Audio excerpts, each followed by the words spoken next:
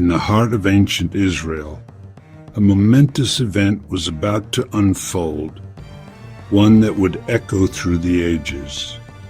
The land was parched, suffering under a relentless drought that had lasted for years. The people were desperate, torn between their old faith and the God of their ancestors and the seductive promises of Baal, a foreign god said to control the rain and harvest. On the slopes of Mount Carmel, a crowd gathered, their faces etched with worry and hope, waiting for a sign that would end their suffering and reveal the true God. At the base of the mountain, the prophet Elijah stood alone, a solitary figure facing overwhelming odds. Before him were hundreds of Baal's prophets, dressed in elaborate robes, their voices rising in anticipation. Elijah's eyes scanned the crowd, farmers, elders, children, all searching for answers. He knew this was more than a contest. It was a battle for the soul of a nation, a test of faith that would determine the future of Israel. With unwavering conviction, Elijah called out to the people, "How long will you waver between two opinions? If the Lord is God, follow him, but if Baal is God, follow him." His voice rang out, challenging the crowd to make a choice, to stop living in the shadows of indecision. The people fell silent, the weight of his words settling over them like a heavy cloak. Elijah proposed a dramatic test.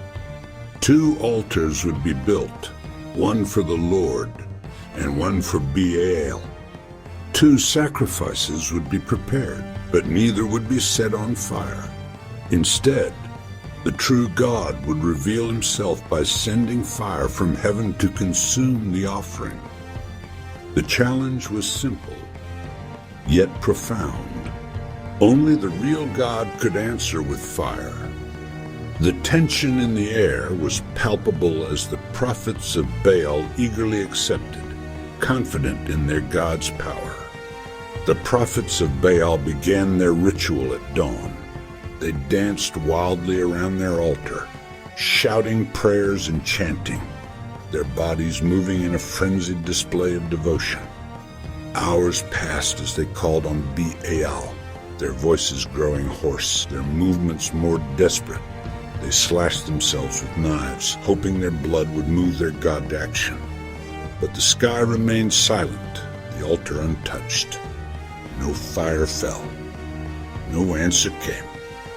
As the sun reached its peak, Elijah stepped forward. He rebuilt the Lord's altar with 12 stones, one for each tribe of Israel, reminding the people of their heritage.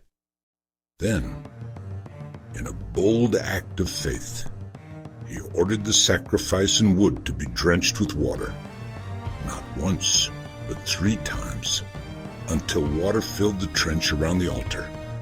The crowd watched in astonishment. How could fire possibly ignite a soaked offering? Elijah was making it clear. This miracle would be unmistakable. This miracle would be unmistakable. Impossible to fake or explain away. Elijah lifted his face to the heavens and prayed with deep sincerity. "Answer me, Lord, answer me, so these people will know that you, Lord, are God, and that you are turning their hearts back again." His prayer was not for his own glory, but for the people, to open their eyes, to bring them back to the truth they had forgotten. Suddenly, in a blinding flash, fire fell from the sky. It consumed the sacrifice, the wood, the stones, and even the water in the trench. The heat was so intense that nothing remained but scorched earth. The people gasped, shielding their eyes from the brilliance. There was no doubt. This was no trick, no illusion. The power of the Lord had been revealed in full view of all. The crowd was overcome with awe and fear. Men and women fell to their knees, faces pressed to the ground, trembling at the sight of such overwhelming power. The children clung to their parents, eyes wide with wonder.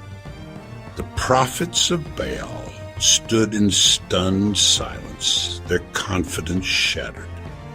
In that moment, the people knew the truth. They had witnessed the hand of the living God. Voices rose from the crowd, first in whispers, then in a mighty chorus. The Lord, He is God. The Lord, He is God. The words echoed across the mountain, a declaration of faith and surrender. The people's hearts were changed, their doubts burned away by the fire from heaven.